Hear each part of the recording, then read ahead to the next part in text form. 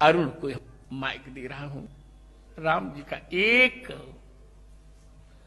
जो सीरियल में प्रसारित हुआ था वह कोई एक परिसंवाद, मैं डायलॉग्स नहीं कहूंगा, परिसंवाद सुनाने के लिए आप लोग बैठ जाए। फिर मैं उपसंहार करूंगा, फिर तब आरती होगी। परम पूज्य महाराज जी के चरणों में कोटि कोटि वंदन। आप सभी बहनों भाइयों, आप सबके चरणों में नमन। आज मेरी बरसों की इच्छा पूरी हुई है, महाराज जी के दर्शन करके, उनका आशीर्वाद प्राप्त करके। जिस स्नेह के साथ उन्होंने मुझे अपने गले लगाया और उसमें जो भाव था, जो मुझे महसूस हुआ, वो या तो मां लगाती थी या महाराज जी ने लगाया है।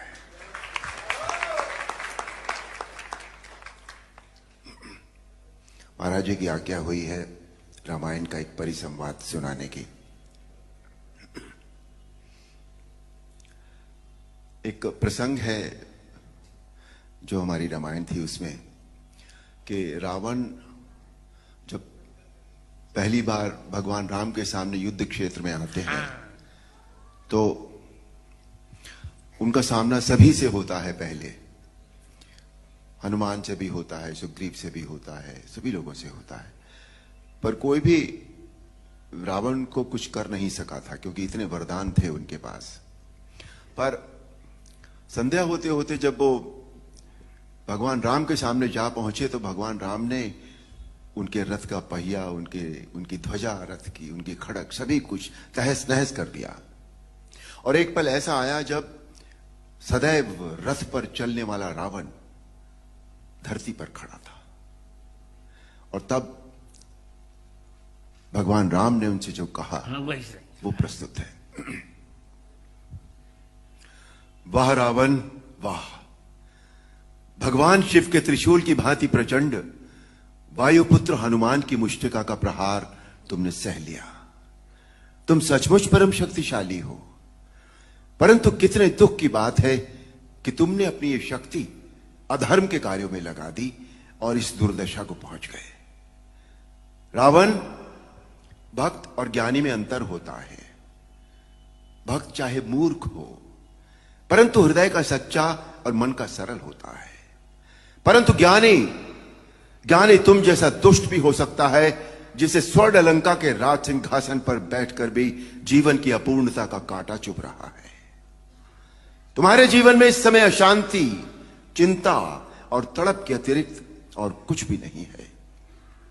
तुम्हारे जैसे हर दुराचारी को एक समय इस बात का आभास हो जाता है कि उसका अंत समय निकट आ गया है, और तब वो एक घायल सांप की भांति अपनी सुरक्षा की बिल ढूंढता फिरता है, लेकिन उसे कहीं सुरक्षा नहीं मिलती। वही अवस्था इस समय तुम्हारी है। तुम्हारे पाप कर्मों के विष के प्रभाव ने तुम्हारे मन की शांति को जला दिया है, और तुम उस पाप के विषैले कांटे की चुभन को छुपाने के लिए ऊंची ऊंची आवाज में बड़ी बड़ी डींगे मार रहे हो, जिन्हें तुम्हारा अपना मन भी सच नहीं मानता। रावण, इसी का नाम है दुर्दशा। रावण, युद्ध जीतने के लिए धर्म और आध्यात्मिक शक्ति की आवश्यकता होती है। पाश्विक बल और अस्त्र शस्त्रों की गिनती से युद्ध नहीं जीते जाते। तुमने एक समय लक्ष्मण से कहा था कि तुम्हारे यहां कोई नीति, न धर्म की नीति होती है, न युद्ध की नीति होती है, परंतु हमारे यहां युद्ध का भी एक धर्म होता है।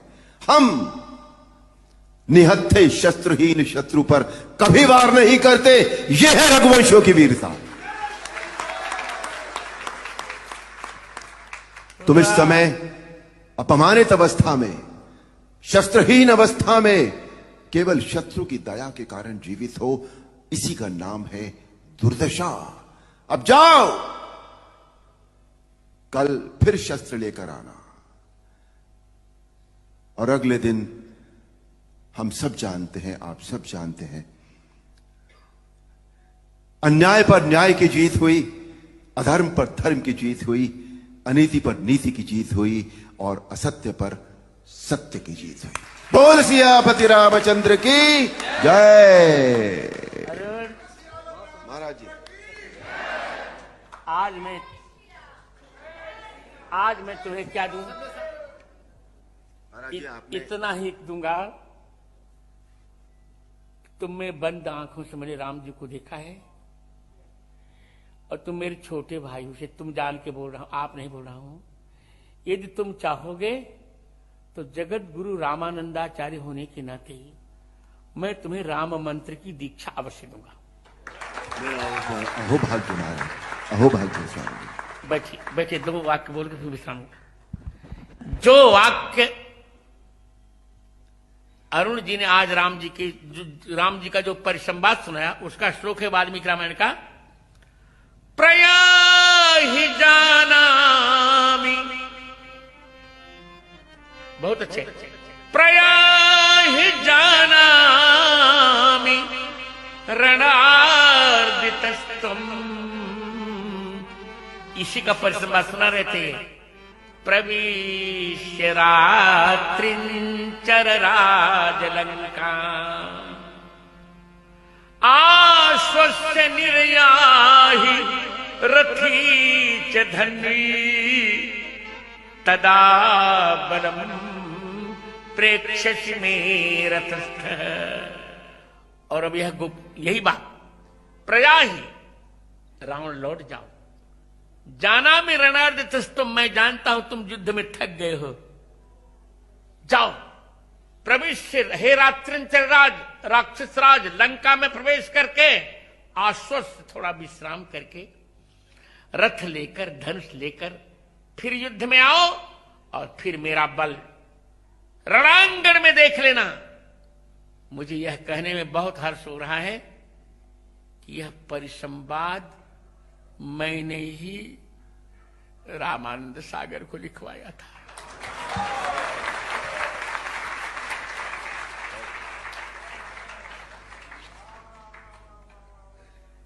तो अब चलते हैं। मैं अपेक्षा करूंगा इस आयोजन के संयोजक मेरे पुत्रकल्प कृष्णचंद्र ठाकुर भी अरुण जी को मंगलाशासन देंगे।